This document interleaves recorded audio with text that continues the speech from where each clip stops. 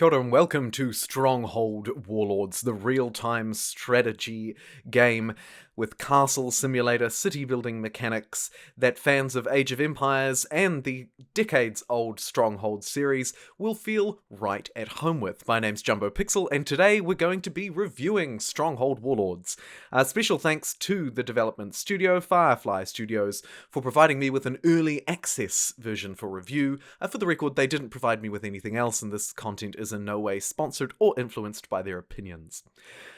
Stronghold Warlords released on March 10th, 2021 on Steam. This review will firstly take you through the game modes on offer, then I'll delve into the gameplay itself, including simulation, the economy, military, and the politics. Finally, I'll look at performance and price, and then close off with some closing remarks and my ultimate review. Without any further ado, let's crack into Stronghold Warlords. So, Stronghold Warlords is set in an Asian setting where you can besiege Khans, warlords, and Shōgun commanders. You'll see here it essentially has 4 different game modes. You've got a campaign, which will teach you the game. It'll introduce you to different buildings and mechanics and different warlords and enemies.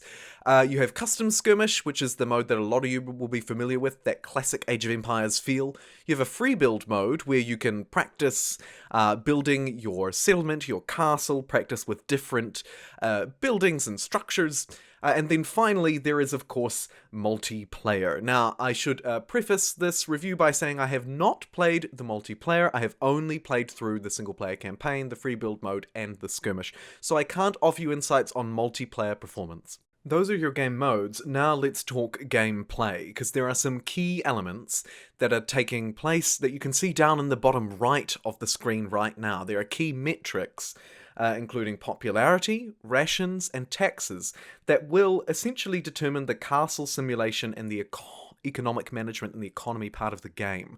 You can see here that essentially your town centre produces workers, provided that you have enough housing for them. You can build huts and houses.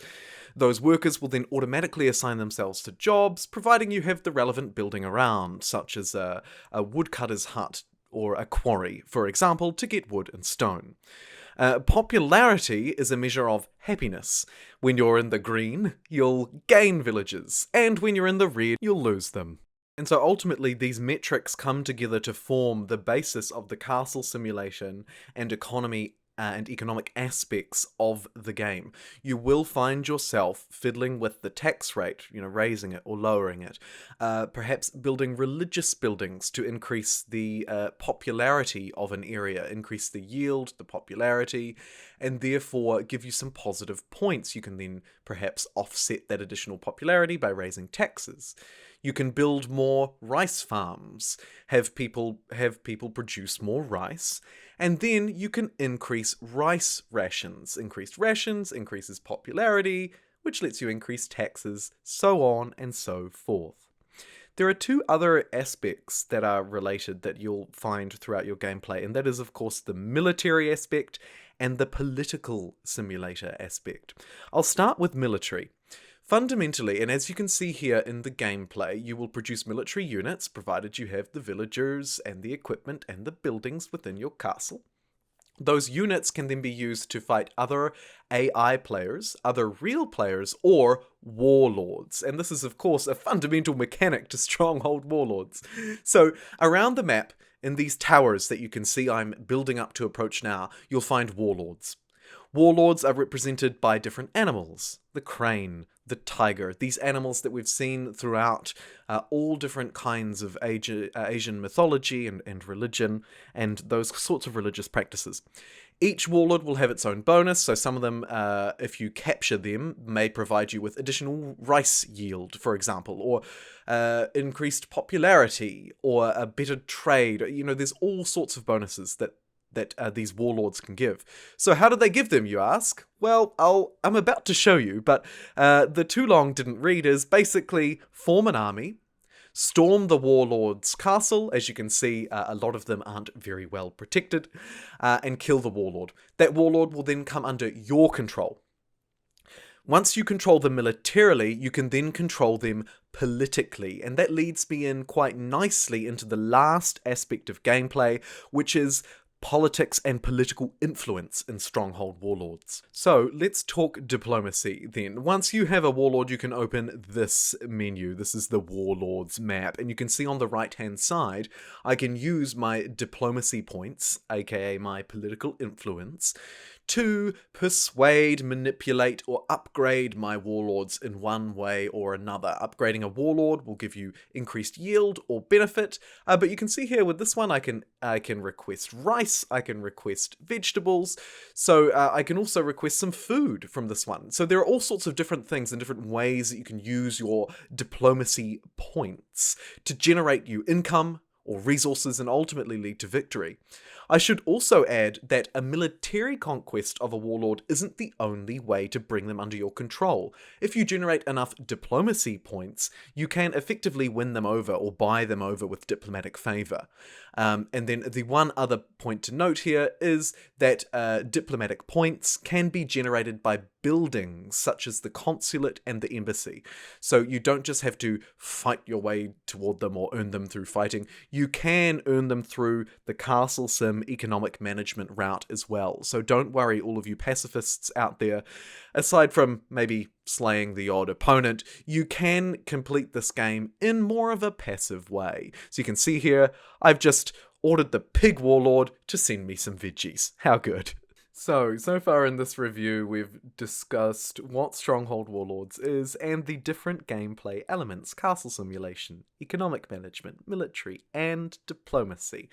Now, let's talk performance and price. So, I have been playing a beta version, a reviewer's code version of this game. It is not the full version, but very, very close to it, I'd imagine, because I have to say this game has performed very well. You would expect it to, right? Like, for the most part, people have never had too much trouble playing games like this, which are graphically relatively simple, right? Think Age of Empires or classic Stronghold games. You know, this genre generally performs well, so I would expect nothing less, and it's coming into the market at a reasonable price point, the likes that any other game of this genre or this style would release at, so I can't fault it on performance or price. I have to give it an absolutely glowing review for both, particularly as I look forward into the future. You know, games like this, after they've been around for a few months, you can get them for, you know, sort of half price or maybe 40% off, and at that point, I think that this game probably becomes a no-brainer for any RTS fan. Finally, I'd like to leave you with some of my closing thoughts. And if you have stuck around this long and you've made it to the 8-minute mark, I want you to comment, "I made it to 8 minutes," and then add the world's most ridiculous emoji that you can find, if you can find one, into your comment. And if you do that, I'll love you forever. Anyway, sidetrack. Let's talk closing thoughts. So, overall, my impression of Stronghold Warlords is that it is a very well-performing real-time strategy game.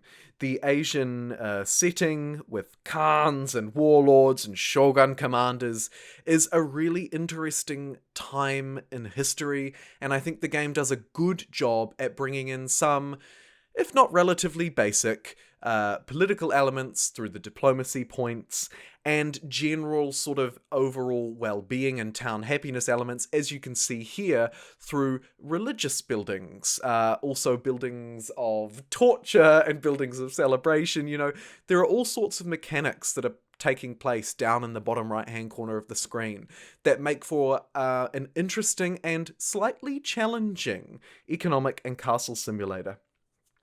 Overall, I would strongly recommend Stronghold Warlords to any fan of real-time strategy games.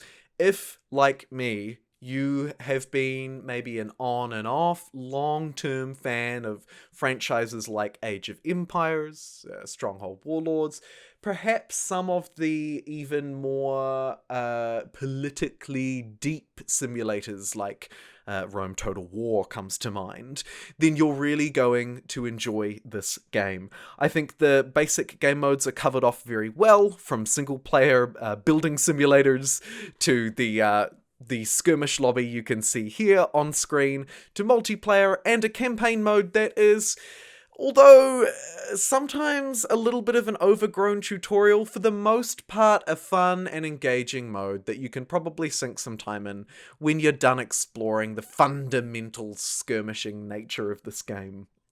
Yeah, that made sense, don't call me out.